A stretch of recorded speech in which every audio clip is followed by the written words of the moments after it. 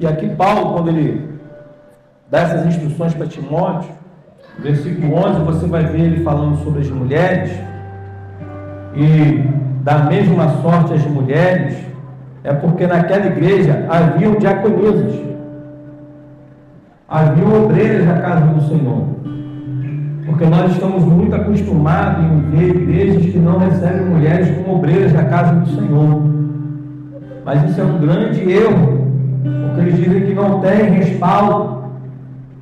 Da mesma forma, se não existisse respaldo, Paulo não estava dizendo aqui que quando as obreiras fossem ser consagradas, elas deveriam agir da mesma forma que os homens, né? Elas deveriam agir da mesma maneira que os homens, da mesma forma as mulheres. Da mesma sorte, as mulheres sejam honestas, não maldizentes, sóbrias, fiéis em tudo. Olha só.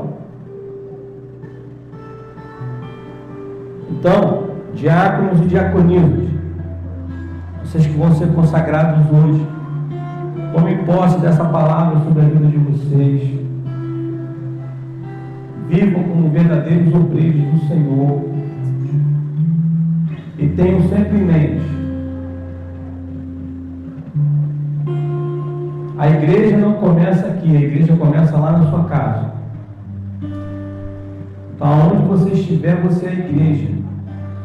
Então, seja igreja na sua casa, na sua faculdade, no seu trabalho, na sua vizinhança, na sua família, aonde você estiver, seja igreja do Senhor. Seja igreja do Senhor. Porque aqueles que servirem bem como diáconos e diaconisa vão alcançar para si uma boa posição e muita confiança na fé. Olha só, muita confiança na fé. Hein, Cid? Muita confiança na fé.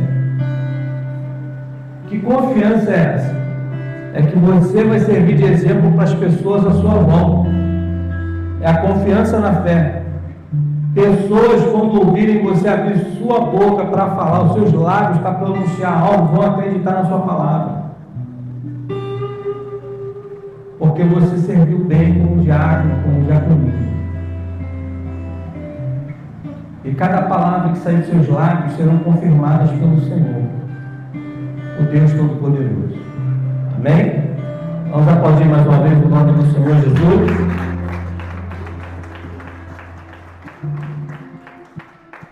Eu vou convidar os diáconos que vão ser consagrados aqui. Não puderam dizimar, aqueles que não puderam ofertar, também pedimos ao Senhor, ó Pai, abra as comportas do céu e derrame as bênçãos do Senhor sobre a vida desses irmãos, para que eles possam assim também terem condições, ó Pai, de ofertar, de dizimar na tua casa e de arcar, ó Pai da glória, Pai querido, com aquilo que ele necessita na sua casa, na sua família, Senhor. Agora, ó Pai da glória, nós entregamos o teu servo, o bispo Alexandre, que estará fazendo menção da tua palavra. Usa o teu servo com sabedoria, autoridade, intrepidez, ó Pai. Fala ao coração do teu povo que anseia por ouvir a tua voz, ó Pai, nesta noite. Usa o teu servo como sempre usa. Assim nós oramos e agradecemos em nome de Jesus.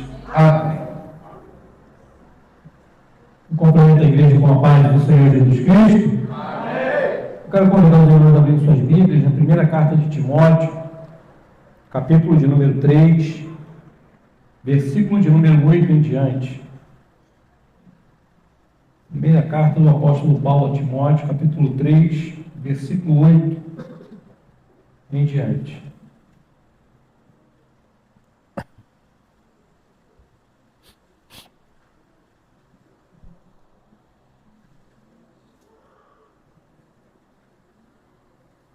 Amém? Todos acharam? Se alguém não achou, vai estar ali, ó.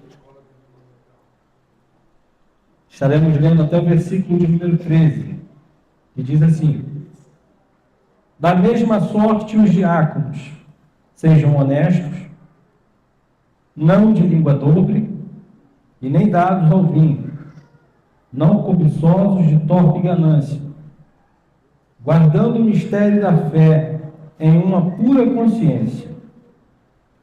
Também estes sejam primeiro provados, depois sirvam, se forem irrepreensíveis. Da mesma sorte as mulheres, sejam honestas, não maldizentes, sóbrias, fiéis em tudo.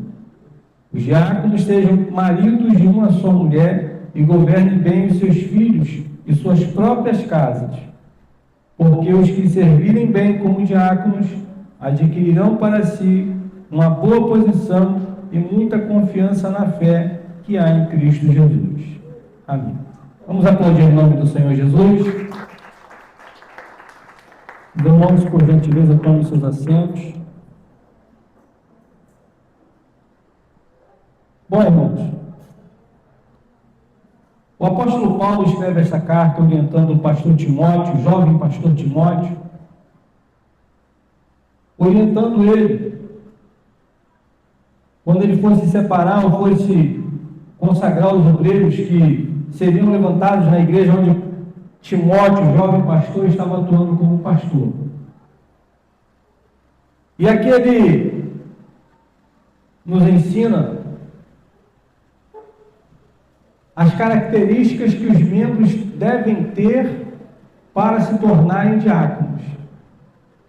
Tá? Tanto os homens quanto as mulheres. Por isso você vai ver que no meio da consagração você vai ver, e da mesma sorte as mulheres, porque naquela igreja as mulheres seriam consagradas diaconisas. E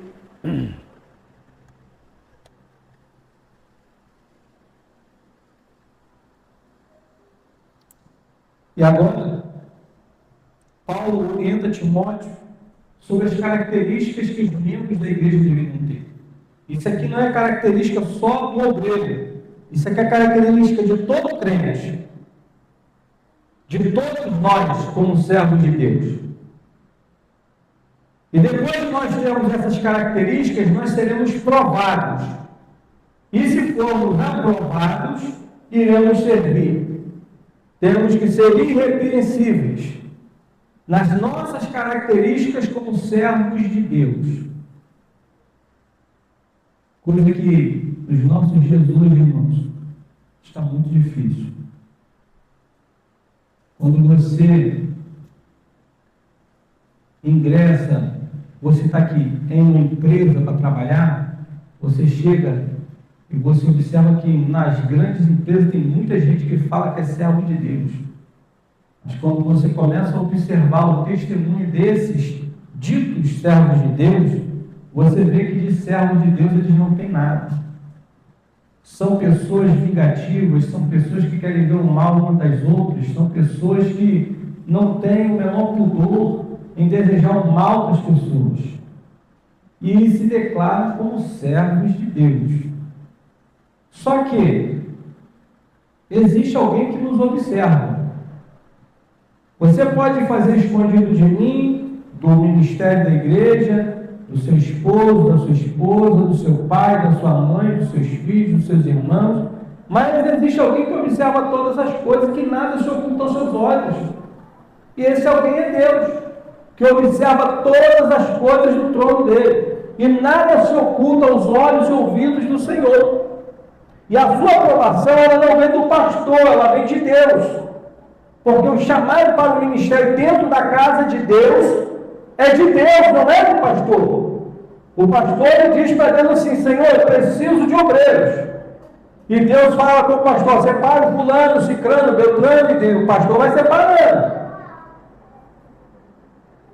Mas quem está te observando, quem vai te aprovar ou vai te reprovar, não é o pastor, é Deus. Mediante a sua conduta. E nós vemos Paulo dizendo ali para Timóteo: observa, Timóteo. Que é o que o pastor tem que fazer, observar. Se a pessoa dá bom testemunho, se a pessoa é honesta, se a pessoa não é dada à bebida, se a pessoa é casada com um cônjuge só, e uma série de situações a quais nós já lemos ali. Mas existem coisas que o pastor não tem como observar quando aquela pessoa está só, por exemplo. Quem é ela quando ela está só? Quem é você, diácono, que vai ser consagrado hoje, diaconisa, quando você está só? Quem é você dentro da sua casa? Porque existem pessoas que acham que ser servo de Deus é só ser servo de Deus na igreja ou quando está na rua, evangelizando, fazendo algum trabalho na igreja. Saiu desses dois ambientes, não quer mais se comportar como servo de Deus. Em casa é uma coisa, no trabalho é outra coisa, e quando na realidade, aonde você estiver, você vai estar representando Deus. Porque você recebeu Jesus como Senhor e Salvador da sua vida. E a partir do momento que você recebe Jesus como único e suficiente Salvador da sua vida, aonde você estiver, você vai estar representando Ele. E todas as nossas atitudes como representantes de Cristo vão traduzir quem nós somos dentro da nossa casa, dentro do ambiente de trabalho, dentro do ambiente escolar, do ambiente acadêmico, ou do ambiente entre os seus vizinhos, ou na rua onde você passa todos os dias. E aí Paulo observa, e aí ele cita algo que me chama bastante atenção, que eu vou ler aqui novamente com vocês.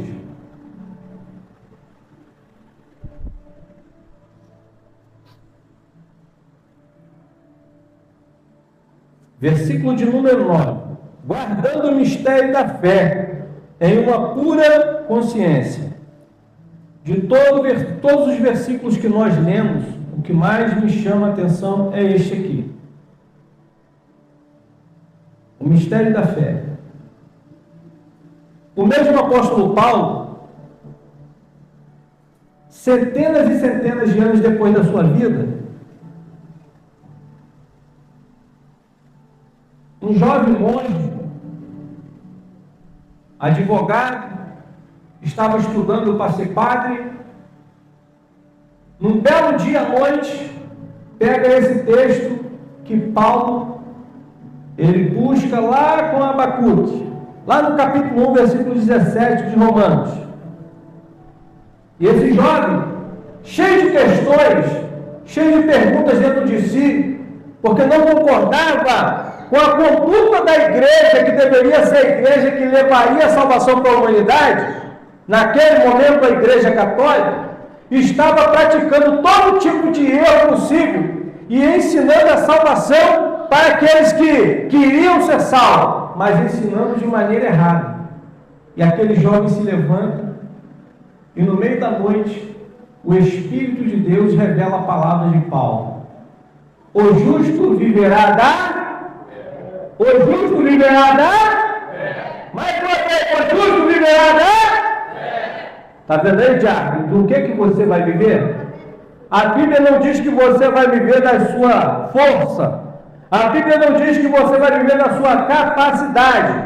A Bíblia ela não vai dizer que você vai viver da sua autoridade, do seu poder. Ela diz que você, como justo, vai viver da fé.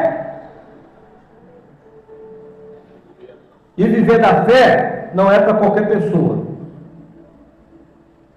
O profeta Abacuque chegou a dizer: ainda que tudo dê errado, eu exultarei no Deus da minha salvação.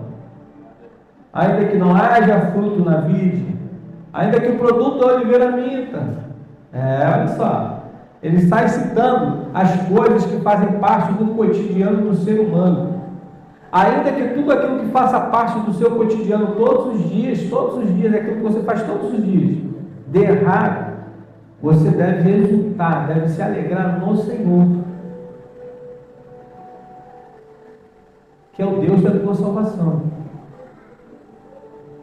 E antes disso ele diz que o justo viverá da fé. Por quê? Quando você pega o texto lá no capítulo 2 do livro de Abacuque, você vai ler sobre isso, você vai ver o justo vive da fé, você vai ver que aquele texto está se falando de uma cobrança que vai ser realizada aos caldeus. O povo que levou o povo de Judá cativo. O povo que levou o povo de Deus cativo, que destruiu o templo de Deus, o povo que acabou com a raça dos judeus. Aí ali esse texto está incluso ali no castigo que esse povo, o povo caldeu, vai levar. E no meio de tudo isso, Deus revela para Abacuque que o justo viverá da sua fé. Em meio às cobranças, até mesmo em meio às cobranças de Deus no mundo, nós iremos viver da nossa fé. Está vendo? E viver da fé não é difícil. No início do culto foi lido um texto aqui, Mateus 16, alguém lembra? O livro de Mateus, no capítulo 16, Jesus pergunta aos discípulos: por que sois tímidos, ainda não tendes fé? Né? Homens de pequena fé. Mas ali, quando você vai ver a tradução, não é homens de pequena fé que está dizendo, porque a Bíblia diz que a fé, ainda que ela seja do tamanho de um grão de mostarda, você vai dizer um monte, passa daqui para colar, e ele vai passar. A tradução correta vai estar lá que é homens sem fé, homens que não têm fé. Porque se você tiver a fé do tamanho de um grão de mostarda, por menor que ela seja, a mostarda é o menor grão, é a menor semente existente na terra, mas que se torna a maior de todas as hortaliças também existentes na terra quando você planta ela. Então, se você tem fé do tamanho de um grão de mostarda, não se preocupe se a sua fé é pequena, porque em um dado momento você vai alimentar essa fé e ela vai crescer. Você vai alimentar essa fé e ela vai dar fruto, ela vai germinar, ela vai crescer. O único problema é se você pegar essa fé, que é tão pequena como um grão de mostarda, e matar ela dentro de você.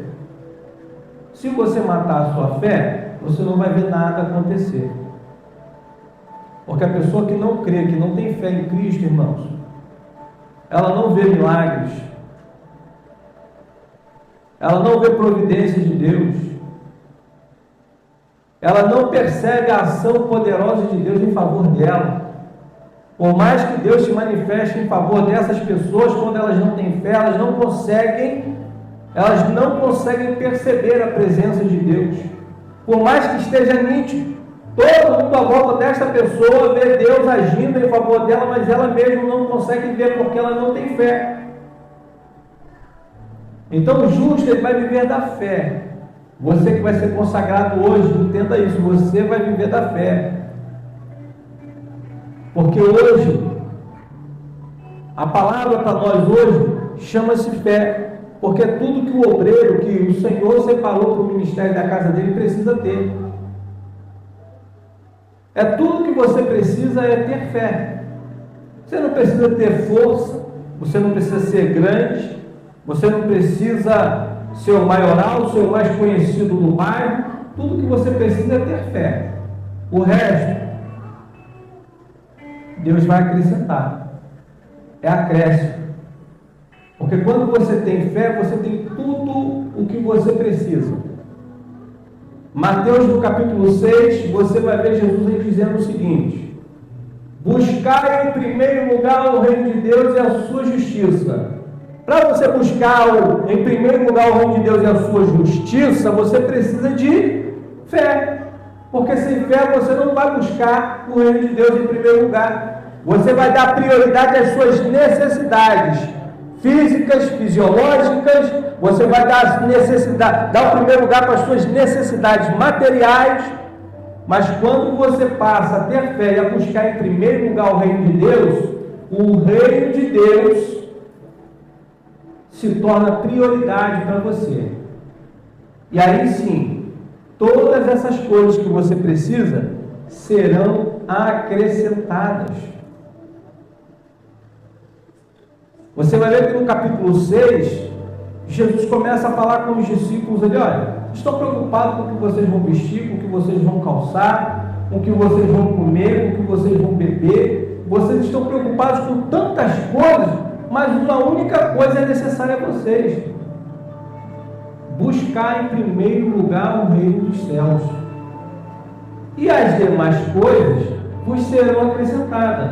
Por que buscar em primeiro lugar o reino dos céus?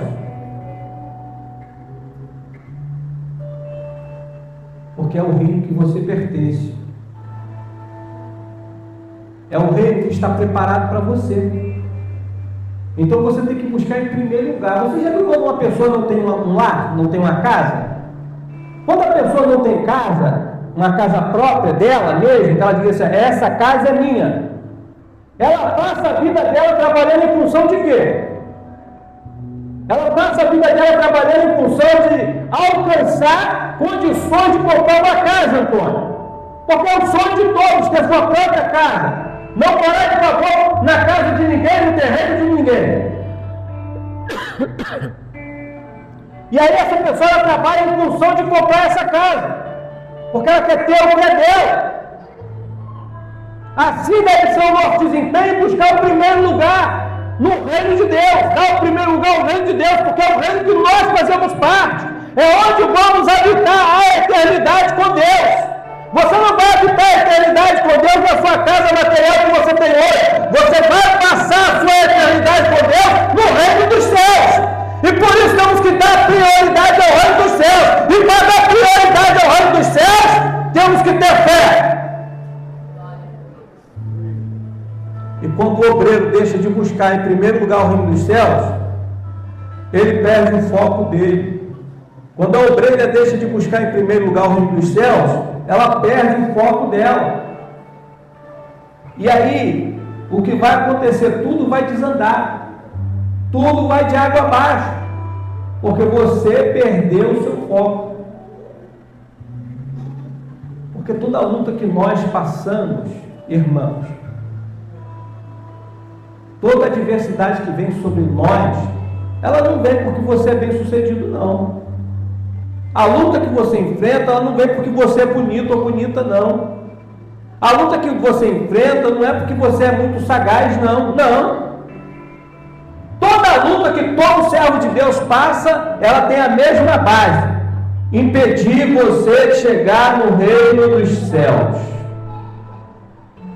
O adversário da sua alma, o objetivo dele é impedir que você chegue no reino dos céus. Por isso ele apresenta tantos obstáculos contra a tua vida, para que você perca o foco do reino dos céus e dê prioridade a outras coisas que não é o reino dos céus. Vou citar algo que é muito importante, que a maior parte de vocês aqui e eu já passamos, para você ter a certeza do que eu estou te dizendo. Quando estamos passando um momento difícil, qual é a primeira atitude que nós queremos ter?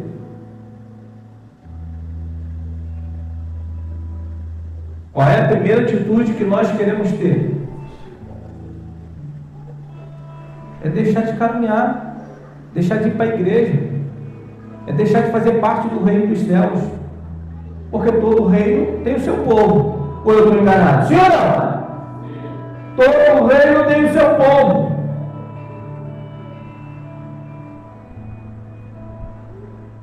E a coisa que mais dá saudade a nós é quando estamos longe da nossa família. O povo de Deus, a igreja do Senhor, é o povo que vai habitar o reino dos céus. E toda a luta que você passa, a primeira coisa que vem em você é deixar de congregar junto com seus irmãos, é deixar de ir ao templo, porque a igreja é você, a igreja é o irmão do seu lado, é deixar de comungar, de ter alegria com seu irmão no culto. Isso é roubar o teu foco, isso é roubar o foco que você tem de alcançar o reino dos céus. E quando isso acontece, você perde suas forças. E essa é a razão da gente ver uma multidão de pessoas hoje desviadas do caminho do Senhor, porque perderam o foco no reino dos céus. Então você que está aqui hoje, principalmente que vão ser consagrados, mantenha seu foco na fé, e no reino dos céus. Porque o seu objetivo é chegar ao reino dos céus. O seu objetivo não é você ser bem sucedido em tudo que você faz. O seu objetivo não é você ser bom em tudo que você faz, alcançar todas as metas que você impôs para você mesmo, que alguém tenha imposto para você. O seu objetivo é chegar ao reino dos céus. E aí você vai ver Jesus dizendo que bem-aventurado é aquele que perseverar até o fim, esse será salvo. Porque a palavra perseverança quer dizer persistir. Só que para você persistir, você tem que ter fé. Porque a grande verdade é que quando as coisas estão difíceis, a desistência, ela ganha muita força dentro de nós. Queremos desistir de tudo, queremos abandonar por conta das dificuldades. Mas que nós possamos continuar perseverando, persistir, insistir, persistir para alcançarmos o reino dos céus. Porque só assim nós vamos chegar lá. Aí você vai entender quando Paulo diz que o reino dos céus é tomado à força. Por que a força? É porque você tem que fazer muita força, principalmente contra você mesmo. Hoje eu não quero ir na igreja, mas eu vou. Não quero ir no templo hoje, mas eu vou. Eu vou chegar lá, não vou sentir nada, mas eu estou lá. Estou no meio do povo de Deus. Estou no meio do povo que eu vou habitar na eternidade.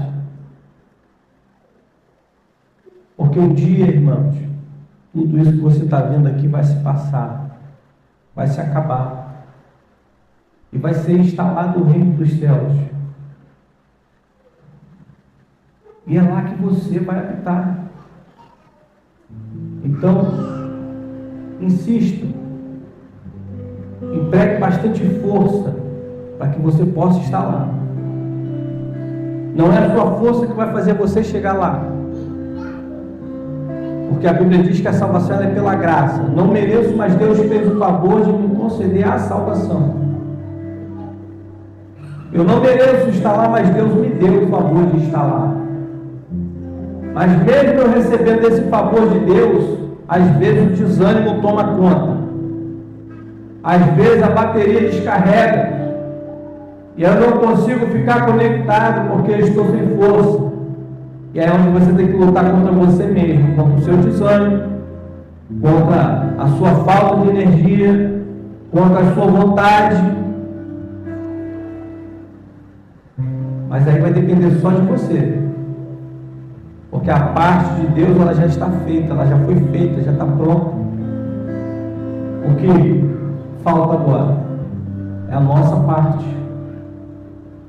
O que está faltando é a nossa parte, não é a parte de Deus.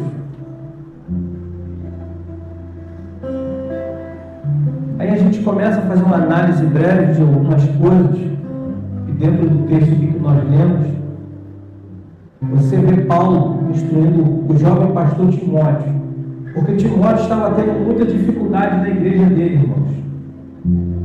Ele era um jovem. Timóteo não era um jovem 100% judeu. Era muita dificuldade que ele enfrentava. E o desânimo muitas vezes abatia aquele pastor jovem. Às vezes a desistência batia muito forte, profundamente no coração daquele pastor. E aí ele tinha um pastor que era Paulo. E eles se comunicavam por cartas. E Paulo agora dá orientações a ele do que ele fazer. Como tratar as pessoas, respeitar os anciãos, não desperdiçar a unção que foi concedida a ele pela imposição de mãos do presbitério da igreja, que ele perseverasse na fé.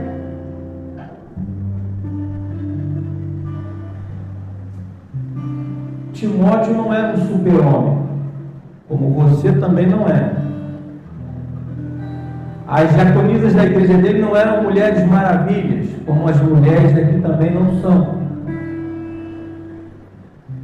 Mas eles tinham uma coisa que o Superman não tem. Eles tinham uma coisa que a Mulher Maravilha também não tem, que era Jesus Cristo. A Mulher Maravilha não tinha Jesus Cristo. O Superman não tem Jesus Cristo. Mas Timóteo, os obreiros da igreja dele tinham. Como você que está aqui hoje, você também tem. Você tem alguém que te mostra e que te conduz pelo caminho que você deve seguir. Você tem alguém que deu a vida por você, para que você fosse ou se tornasse mais do que vencedor, mais do que vencedora. E esse alguém é Jesus. É Ele quem escolhe os obreiros dele, quem escolheu você que vai ser consagrado hoje. Não foi o bispo Alexandre aqui, o ministério que está por trás do bispo Alexandre, que escolheu você, não, foi o Senhor Jesus. O maior segredo dos maiores obreiros sobre a face da terra foi sempre confiar em Jesus Cristo. Então você que vai ser consagrado hoje, continue confiando no Senhor Jesus Cristo. Continue servindo ao Senhor, porque há uma promessa para aqueles que confiam no Senhor.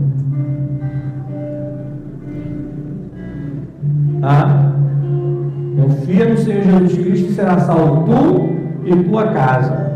Não é só você. O benefício não é só para você, o benefício é para você e a sua família. Então continue confiando nele, continue buscando ele, continue perseverando, continue insistindo, porque naquele grande dia, que há uma promessa, que ele virá buscar o povo dele. Você vai estar entre o povo dele.